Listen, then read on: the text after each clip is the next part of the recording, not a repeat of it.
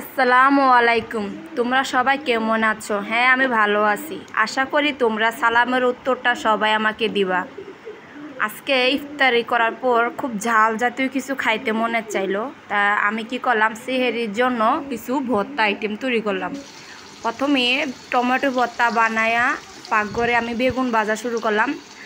বেগুন ভাজা নামায়া আলু ভাজি বসাই দিছি।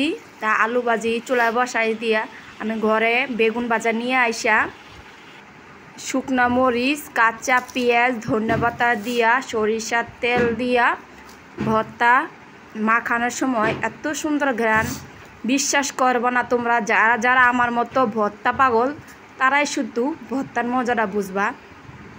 যখন ভর্তাটা মাখাইতেছিলাম আমার আর মানে 3:30 আমার আর সময় ধৈর্য কুলাইতেছে না যে আমি কখন ভর্তাটা দিয়া ভাত খামু। তো ভর্তা মাখানো অবস্থায় আমি চুলার পারে ভাজিটা লাড়া দিয়ে আইসা আবার সেম ভর্তাটা মাখাইতেছি।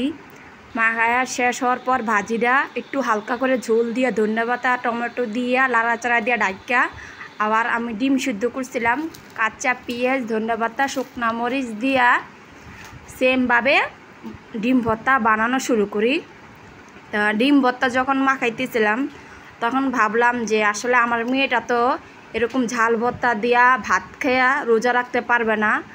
তো ফ্রিজে ডিম ছিল, সে ডিম 2টা বার করে নিয়ে পাকঘরে ভাবতেছিলাম যে দূরত্ব কিভাবে কি করা যায়। তো মেয়ের জন্য 2টা ডিম পুচ কইরা নামাইয়া তারপর আবার সেমভাবে ভাজিটা উঠাই দিছি।